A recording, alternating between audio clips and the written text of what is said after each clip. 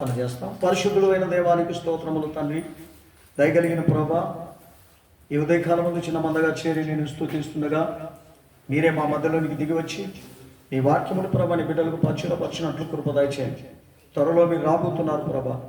ఆ నిత్య రాకడకు నీ బిడ్డలను ఒక్కొక్కరిని సిద్ధపరిచినట్లు కృప దయచేయండి.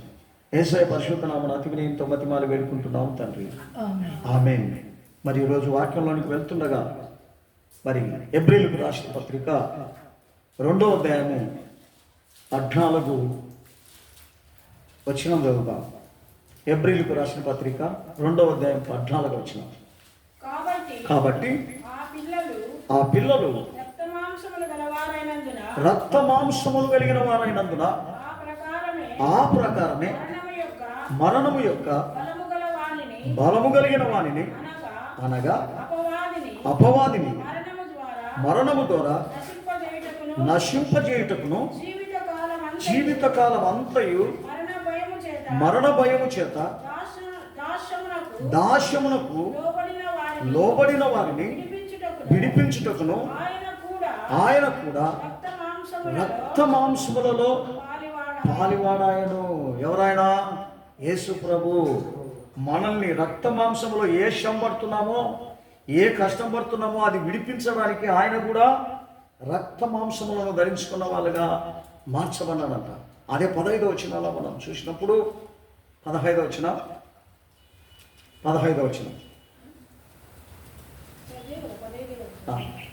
14 చెప్పింది. నువ్వు ఏది చెప్తే ఏది చదువుతావు. 10వ వచనం చదువు. ఎవని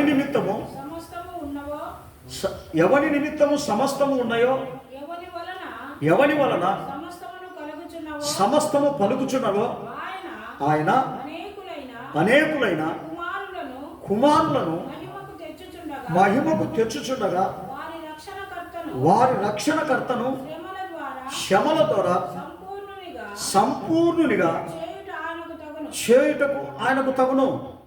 గమనించండి ప్రియమైన వారులారా, అనేకమైన సహోదరులు శ్రమపాలు చేయుటకు బాధించుటకు వాళ్ళు తీసుకుపోతున్నారంట. కానీ దేవుడు ఏమంటున్నాడంటే ఆ శ్రమల నుండి విడిపించి వారిని సర్వసత్యంలోనికి నడిపించేటువంటి ఒక శక్తి నా పరిశుద్ధాత్మనికి ఉంది అంటాడు. నా ఆత్మకుంది కనుక నా ఆత్మ మీరు పొందినట్లయితే ఆ మనుషుల యొక్క మాయోపాయముల నుండి, ఆ మరణకరమైన స్థితిలో నుండి నిన్ను విడిపిస్తాను అంటున్నాడు. ఆ స్థితి మనం ఎప్పుడైతే తెలుసుకుంటామో మరణము నుండి విముక్తి పొందుతాం. లేకపోతే ఆ మరణించేటువంటి యొక్క మాయోపాయం కలిగినటువంటి ఆ మనుషుల ద్వారా మనందరము కూడా మరణించి ఉంటామంటారు. అందుకనే ఆ కాలంలో ఆదాము మరణించి మనలందరినీ మరణింపజేసినాడు. చెడు కలిగిన వాడు మరణించి ఉన్నాడని దేవుడు సెలవిస్తున్నాడు. అపరాధములు కలిగిన వాడు మరణించి ఉన్నాడని దేవుడు సెలవిస్తున్నాడు. కానీ మనం జీవంలోనికి రావాలంటే ఏం చేయాలి? గమనించండి ప్రియమైన వారులారా, యోహాను సువార్త 6వ అధ్యాయము 53వ వచనం. యోహాను 6:53. కావున యేసు ఇట్లనెను, మీరు మనుష్య కుమారుని శరీరము తిని ఆయన రక్తము తాగితేనే గాని మీరు జీవము కలిగిన వారు కారు. గమనించండి, ఇది తాగకుండా పోతే ఏ రీతిగా మీరు జీవము కలిగిన వారైతారు అంటే, పాపములో ఉండి, దోషములో ఉండి, అన్యాయంలో ఉండి, అక్రమములో ఉండి తాగినా కూడా ఆ రక్తం పరిశుద్ధపరుస్తుందా? గమనించండి, ఏదో శుభరాత్రి భోజనం ఇస్తాను వారం పోయి తీసుకుందాం అని నువ్వు తీసుకుంటే నిన్ను మారుస్తుందా రక్తము? గమనించండి, మార్చదు. 58వ వచనం వరకు చదువు. ఆ నుండి 53 నుండి 58 వరకు చదువు. నా శరీరము తిని నా రక్తము తాగువాడే నిత్య జీవము కలిగిన వాడు. అంత్య దినమున నేను వానిని లేపుతా. నా శరీరము నిజమైన ఆహారము, నా రక్తము నిజమైన పానమునై ఉన్నది. నా శరీరము తిని నా రక్తము తాగువాడే నా యందును నేను వాని యందును నిలిచియుందును. జీవము కలిగిన తండ్రి నన్ను పంపెను గనుక నేను తండ్రి మూలముగా జీవించుచున్నట్టు నన్ను తినువాడును నా మూలముగా జీవించును. ఇదే పరలోకము నుండి దిగి వచ్చిన ఆహారము. పితరులు మన్నాను తినియు చనిపోయినట్లు కాదిది. ఈ ఆహారము తినువాడు ఎల్లప్పుడూ జీవించునని నిశ్చయముగా మీతో చెప్పుచున్నాను. హల్లెలూయా. గమనించండి ప్రియమైన వారులారా, ఆ పరలోక ఆహారం ఎట్లుండాలి? మనం అందరము కూడా ఏ రీతిగా తిని తాగితే మనము పరిశుద్ధమైన రక్తమని అనబడుతుందా? ఒకవేళ అది పరిశుద్ధమైన రక్తమైనను మనము పరిశుద్ధంగా లేకపోతే, మనం దేవునికి తగినట్లుగా దేవుని యొక్క చిత్తములో నడవకపోతే ఆ రక్తము మనలో పనిచేయదు, ఆ శరీరం మనలో పనిచేయదు. అది సాతాను తీసుకుపోతుంది. అది తీసుకొని పోయి తన వశంలో పెట్టుకుంటుంది. ఎందుకు తన వశంలో తీసుకుంటుందంటే, ఈ కుమారుడు ఈ కుమార్తె నీ పరిశుద్ధ రక్తమును నీ పరిశుద్ధ శరీరమును తినడానికి అర్హుడు కాదు ప్రభువా. అందుకని ఈ పరిశుద్ధమైనటువంటి యొక్క రక్తము ఈ శరీరము ఆ అపవిత్రమైన ఆ శరీరంలో నేను ఉంచకుండా దాని పక్కకు తీసుకొని పోతున్నానని దేవునితో చెప్పి తీసుకొని పోతుంది. నువ్వు తాగినను, నువ్వేదో నేను ఈ పవరాత్రి భోజనం తీసుకుంటున్నాను పరలోక రాజ్యానికి పోతానని నువ్వు అనుకుంటున్నావేమో, కానీ అది నీ భ్రమే. కానీ దేవుడు చెప్తా ఉన్నాడు, అది నువ్వు తీసుకోవాలనే పరిశుద్ధంగా తీసుకోవాలంటాడు. అందుకనే మత్తయి సువార్తలో చెప్తా ఉన్నాడు, 16వ అధ్యాయము 21వ వచనంలో చదువుదాం. 16:21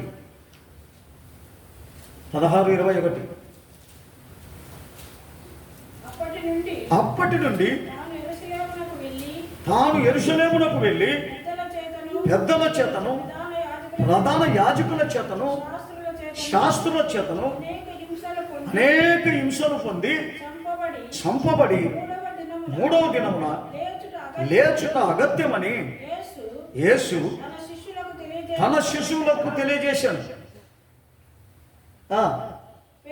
పేతురు ఆయన చేయి పట్టుకొని, ప్రభువా అది నీకు దూరం అవునుగాక, అది నీకెన్నడును కలుగదని ఆయనను గద్దింపసాగాను. గమనించండి, ఏమంటున్నాడు? ప్రభువా మా అందరి నిమిత్తము నువ్వు మరణించొద్దు, అందరి నిమిత్తము శ్రమపడొద్దు, మా రోగాలు మాకు అట్లే ఉన్ని, మా యొక్క దరిద్రత అట్లే ఉన్ని అని చెప్పినప్పుడు ఈ పేతురు ఏమంటున్నాడో తెలుసా? యేసు ప్రభు పేతురు కాదు అక్కడ మాట్లాడుతానేది ఆ మాటలు, సాతానుగాడు మాట్లాడుతున్నాడని యేసుకు తెలిసి, సాతానా నా అయితే ఆయన పేతురు వైపు తిరిగి, సాతానా నా వెనుకకు పొమ్ము, నీవు నాకు అభ్యంతరకరంగా ఉన్నావు, నీవు మనుషుల సంగతులే తలంచుచున్నావు కానీ దేవుని సంగతులు తలంపక ఉన్నావని ఆయనతో చెప్పాను. గమనించండి ప్రియమైన వారులారా, ఈరోజు నా జీవితము నీ జీవితము మరి దేవుని వైపు ఉన్నాయా మనుషుల వైపు ఉన్నాయా తెలుసుకోవాలా అంటాడు. అందుకనే ఆయన అంటాడు, అదే మత్తయి సువార్త 20వ అధ్యాయం 28వ వచనం చదువుతాం. 20వ అధ్యాయము 28వ వచనం. అలాగే మనుష్య కుమారుడు పరిచారము చేయించుకునడానికి రాలేదు కానీ పరిచారణ చేయుట కొరకు అనేకులకు ప్రతిగా విమోచన ఖైదనముగా తన ప్రాణం ఇచ్చుటకు వచ్చనని చెప్పాను. గమనించండి ప్రియమైన వారులారా, ఈరోజు నీ కొరకు నా కొరకు ప్రభు ఎందుకు ఆయన ప్రాణము ఇచ్చేదానికి వచ్చినాడు? నీవు నేను పరలోక రాజ్యంలో ఆశీర్వాదకరంగా ఉండాలని, భూమి మీద కూడా ఆశీర్వాదకరంగా ఉండాలని ఇవన్నీ చేసినాను. కానీ మనం నిజమైనటువంటి యొక్క దేవుని యొక్క చిత్తములో మనం నడుస్తున్నామా? నడచకపోతే 3 రకాలు కలిగినటువంటి మరణం మన జీవితానికి వస్తుందంట. గమనించండి, ఏ రీతిగా 3 రకాలుగా మన యొక్క జీవితంలోనికి మరణం వస్తుంది. ఒకసారి మనము యోహాను సువార్త 10వ అధ్యాయము 17వ వచనం చదువుదాం. 17, 18, 2 వచనాలు. నేను దానిని మరలా తీసుకొనున్నట్లు నా ప్రాణము నేను పెట్టుచున్నాను. ఇందువలననే నా తండ్రి నన్ను ప్రేమించుచున్నాడు. ఎవడును నా ప్రాణమును తీసుకొనడానికి నా అంతట నేనే దాని పెట్టుచున్నాను. దాని పెట్టుటకు నాకు అధికారం కలదు. దాన్ని తిరిగి తీసుకొనడానికి నాకు అధికారం కలదు. నా తండ్రి వలన ఈ ఆజ్ఞను పొంది తినేని అని అన్నాడు. గమనించండి ప్రియమైన వారులారా, మరి మన జీవితంలో మనం ప్రభువా నా జీవితము, నా యొక్క జీవితము, నా ప్రాణము, నా యొక్క నడవడిక, నా జీవితం అంతా నీ కొరకు పెడుతున్నా. నా కొరకు కాదు, ఇది నీ కొరకు పెట్టి నేను ఈ భూమి మీద జీవిస్తున్నాను అనేటువంటి ఒక నిరీక్షణ నీకు నాకు ఉండాలనే ఆయన ఈ మాటలు చెప్తా ఉన్నాడు. నీ కొరకు నేను, అందుకనే అంటున్నాడు, నేను బలవంతంగా నేను పిలిచలే దేవుని దగ్గరికి రమ్మని. నీ ఇష్టం ప్రకారమే నా దగ్గరికి రమ్మంటున్నాడు. నీకు ఆలోచన అయితే రా, నీకు ఇష్టమైతే రా, నేను బతకాలంటే రా, నేను లేదు చనిపోవాలనే తట్టుంటే నా దగ్గరికి రావాల్సిన అవసరం లేదంటున్నాడు. మంచి చెడులు నీ దగ్గరే పెట్టినాడు. ఏది నీకు కావాలో నువ్వే కోరుకో అంటున్నాడు. అటువంటి యొక్క కోరిక నీ దగ్గర ఏముండాలి? గమనించండి, దేవుని యొక్క చిత్తం ఉందా? దేవునికి ప్రాణం పెడుతున్నావా? నా కొరకు దేవుడు ప్రాణం పెట్టాను, నేను కూడా దేవుని కొరకు ప్రాణం పెట్టేటువంటి బిడ్డగా ఉంటాను అనే నిరీక్షణ నీకుందా? అది లేదు. అది లేనప్పుడు మనం దేవుని యొక్క బిడ్డలుగా ఏ రీతిగా మార్చబడినాం? మనం ఇంకా మరణంలోనే ఉన్నామంటున్నాడు. అదే మత్తయి సువార్త 4వ అధ్యాయం 1-10 వరకు త్వరగా చదవాలి. అప్పుడు యేసు అపవాది చేత శోధింపబడుటకు ఆత్మ వలన అరణ్యమునకు కొనిపోబడింది. 40 దినములు 40 రాత్రులు ఉపవాసం ఉండిన తర్వాత ఆయన ఆకలి కొనగా ఆ శోధకుడు ఆయన యొద్దకు వచ్చి, నీవు దేవుని కుమారుడవైతే ఈ రాళ్ళను రొట్టెలు చేసుకొని తినుము. అందుకు ఆయన, మనుషుడు రొట్టె వలన మాత్రమే కాదు జీవించేది, దేవుని నోటి నుండి వచ్చే వాక్యం వలన జీవించును అని రాయబడి ఉన్నది.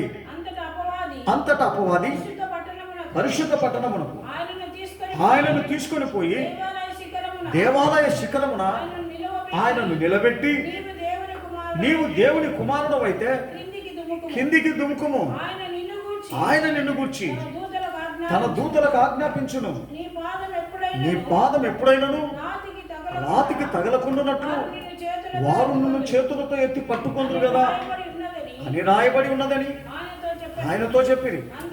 అందుకు యేసు, ప్రభువైన నీ దేవుని నీవు శోధింపవలదు, మరి ఒక చోట రాయబడి ఉన్నదని వానితో చెప్పాను.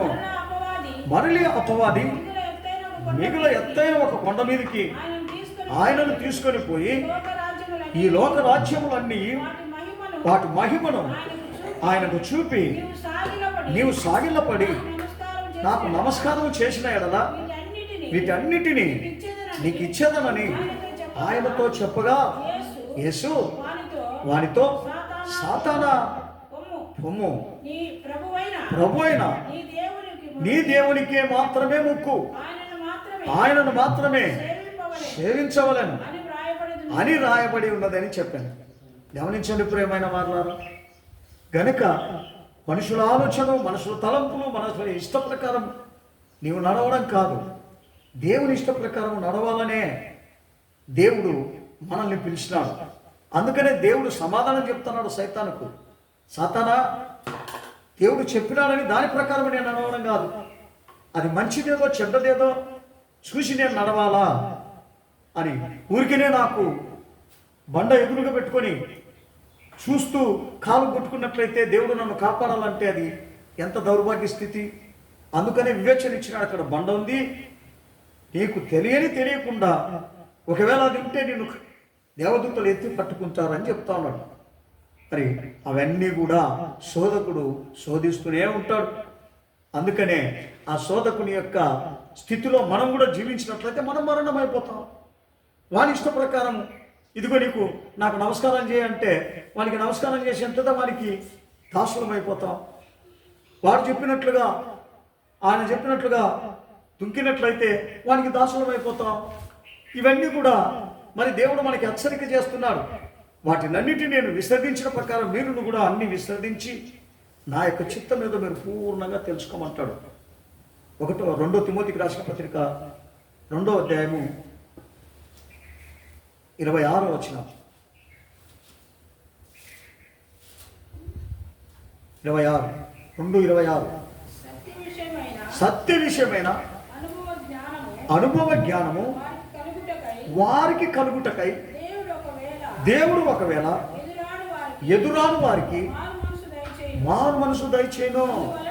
అందువలన సాతాను తన ఇష్టము చొప్పున చెరపట్టిన వీరు వారి ఉరిలో నుండి తప్పించుకొని మేలుకొనుదునేమో అని ప్రభు యొక్క దాసుడు అట్టి వారిని సాత్వికముతో శిక్షిస్తున్నాడు.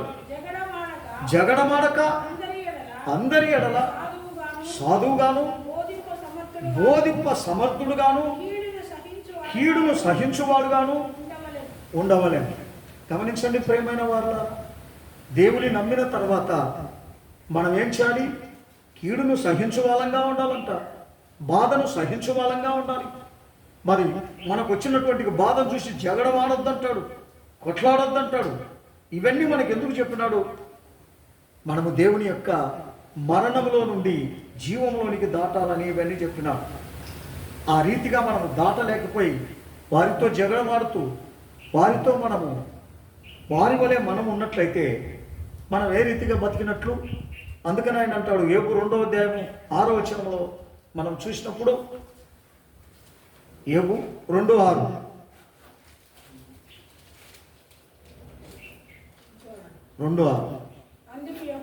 అందుకు యెహోవా అతడు నీ వశమున ఉన్నాడు, అతని ప్రాణము మాత్రమే ముట్టవద్దని సెలవిచ్చను. గమనించండి, వానికి ప్రాణం తీసేదానికి కూడా అధికారం ఉంది. ఎవరికి? సాతాను.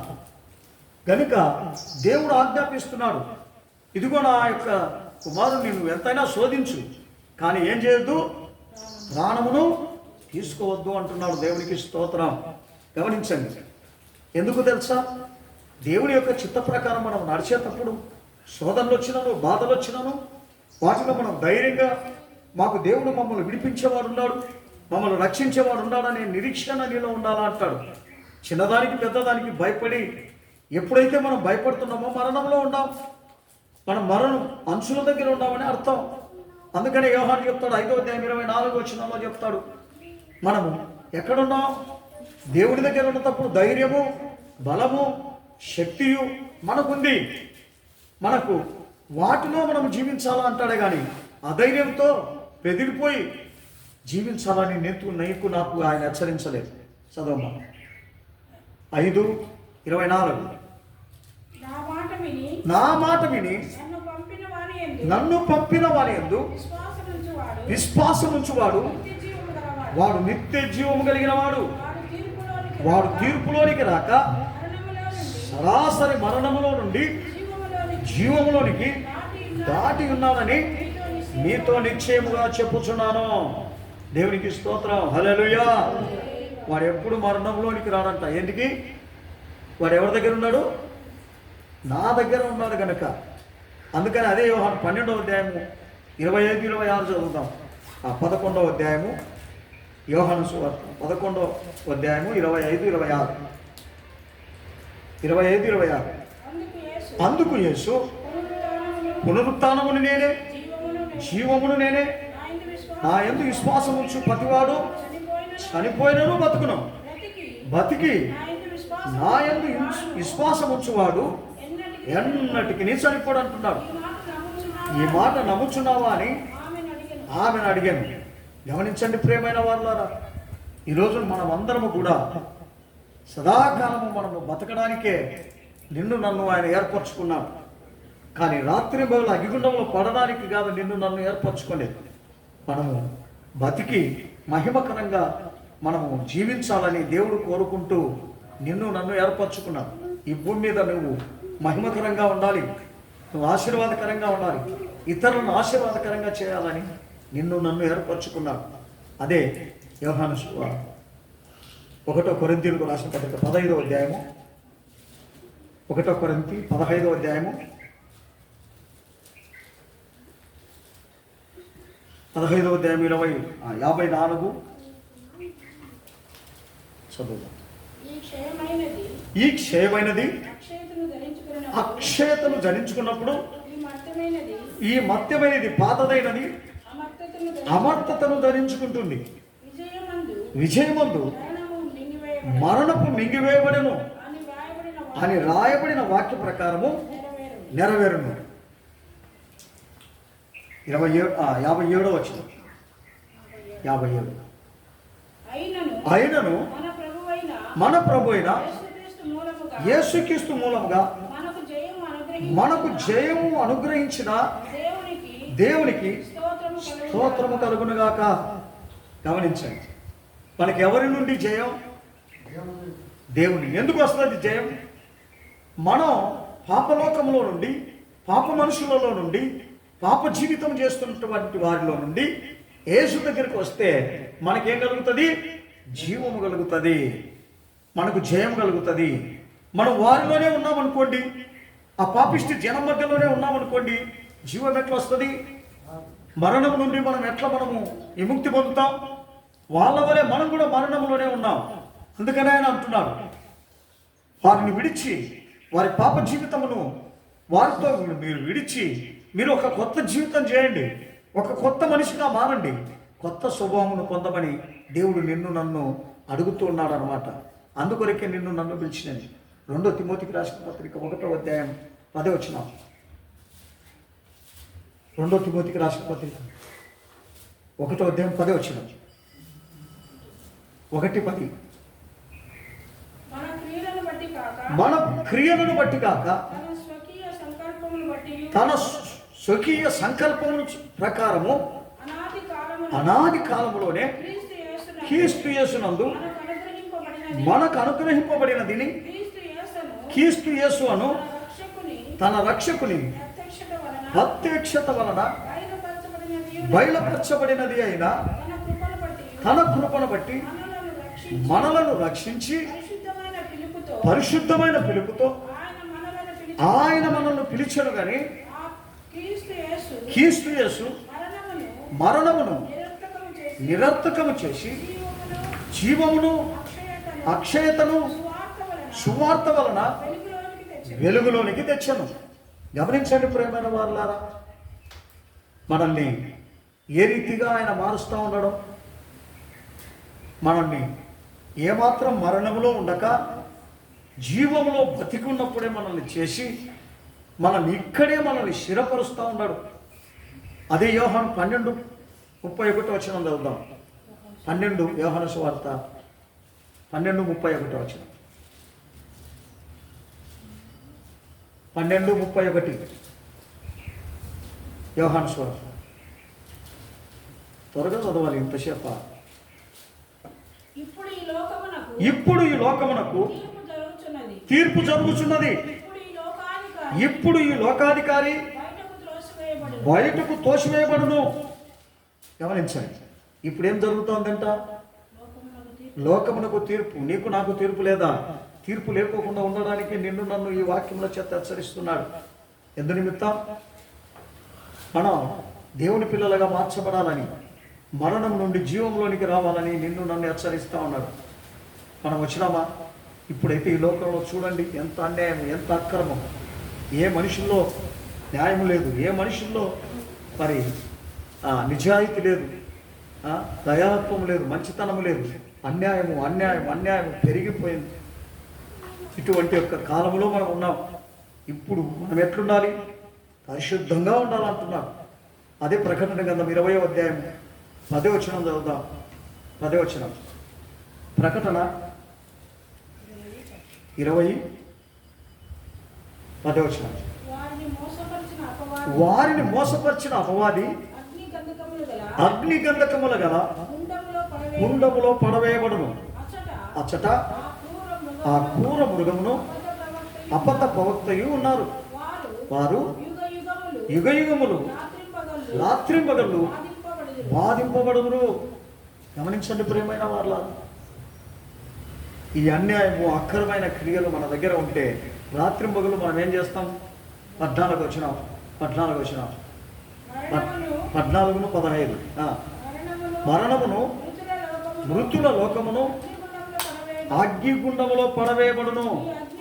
ఈ అగ్నిగుండము రెండవ మరణం. ఎవరి పేరైనను జీవగంధమందు రాయబడినట్లు కనబడని ఎడల వాడు అగ్నిగుండములో పడవేయబడును. గమనించండి ప్రియమైన వారులారా, ఊరికనే ప్రార్థనకు వచ్చిన దాన్ని బట్టి మనల్ని కూడా ఆ జీవగంధంలో రాస్తాడా? మనలో ఒక మార్పు రావాలి, మనలో ఒక మంచి స్వభావం రావాలి, మంచి నీతి రావాలి, నిజాయితీ రావాలి, యథార్థత రావాలి. అన్యాయంగా ఉండి అక్రమంగా ఉండి నేను పరలోక రాజ్యానికి పోతానా, ప్రార్థనకు పోతానా అంటే అవుతుందా? నీలో ఒక న్యాయము నీతి అది పెంచాలి, అది పెరగాలి. అది పెరిగినప్పుడే దేవుని యొక్క బిడ్డలుగా మనం మార్చబడతాం. ఒక వాక్యం చదివి నేను ఇస్తాను. రోమీయులకు రాసిన పత్రిక 6వ అధ్యాయం 18 వచ్చిన 6:18 రోమా 6:18 6వ అధ్యాయం 18 వచ్చిన రోమా. పాపము నుండి విమోచింపబడి నీతికి దాసులైతిరి. ఎందుకు దేవునికి స్తోత్రమైనరా అని అంటున్నాడు. పాపము నుండి మీరు బయటకు వచ్చినప్పుడు నీతిగా మారాలి. నీతిగా మారకపోతే మనకు మరణమే. ఆ మరణము తప్పించుకొనడానికి మనము నీతిగా మారాలి అంటున్నాడు. అదే రోమా 8వ అధ్యాయము 2వ వచనం 8:2 క్రీస్తు యేసునందు జీవమునిచ్చు ఆత్మ యొక్క నియమము పాప మరణముల నియమముల నుండి నన్ను విడిపించెను. ఎట్లనగా ధర్మశాస్త్రము దేనిని చేజాలకుండా ఉండెనో దానిని దేవుడు చేసెను. దేవునికి స్తోత్రం. ధర్మశాస్త్రం పరలోక రాజ్యానికి తీసుకుపోనేలే, కానీ దేవుడు యేసు ప్రభు వచ్చి దానిని నాకు చెప్పి ఆ ధర్మశాస్త్ర నీతి సంబంధమైన నీతి విధులను మనకు తెలియపరిచి ఆయన నన్ను మార్చినాడు అంటున్నాడు.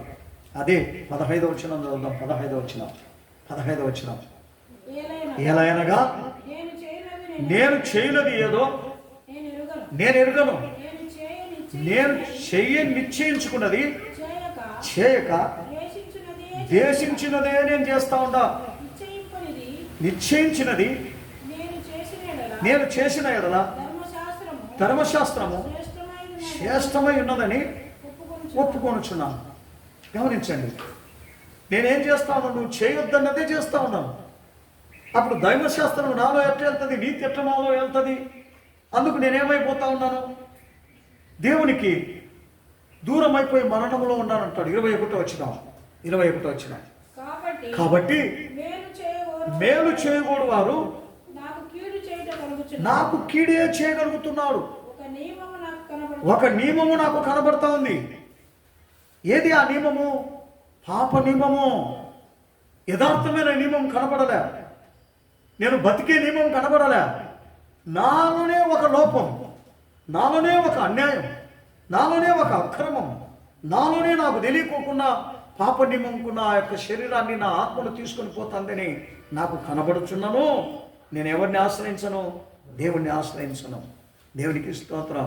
గమనించండి ప్రియమైన వారులారా, ఇంత దౌర్భాగ్య స్థితిలో మరి మనం ఉన్నట్లయితే ఎంత ఘోరంగా ఉంటుందో ఒకసారి ఆలోచన చేయండి. ఇంకొక వాక్యం చదివి నేను ముగిస్తా. 2 కొరింథీయులకు రాసిన పత్రిక 5వ అధ్యాయం 6-8 వరకు త్వరగా చదివి ముగిస్తా. 6-8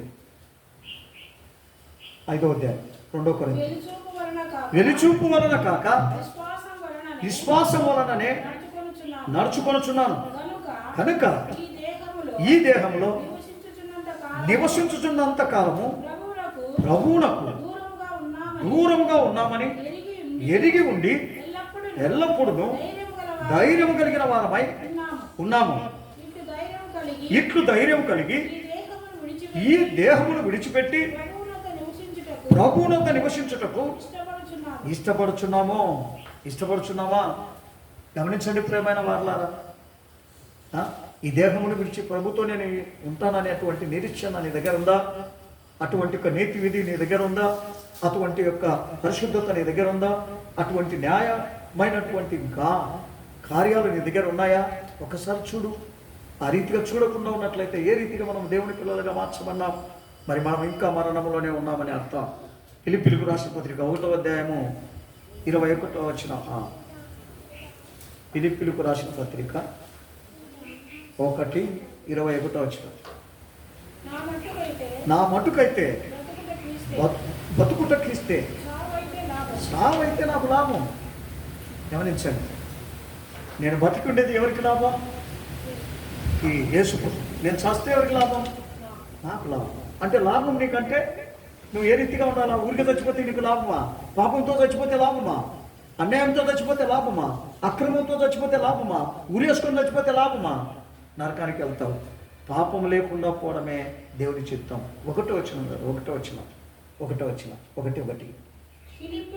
ఫిలిప్పీలో ఉన్న క్రీస్తు యేసునందు సకల పరిశుద్ధులకు అధ్యక్షులకును పరిచారకులకును క్రీస్తు యేసు ద్వారా పౌలును తిమోతియు శుభమని చెప్పి రాయన. మన తండ్రి యొక్క దేవుని నుండి ప్రభువైపు యేసుక్రీస్తు నుండి మీకు కృపయు సమాధానము కలుగునుగాక. ప్రేమైన దేవుని బిడ్డ, దేవుని నీ మాటలతో మనల్ని హెచ్చరించి మన జీవితం మార్చుకోవడానికి నిన్ను నన్ను ఇక్కడికి పిలిచినాడు.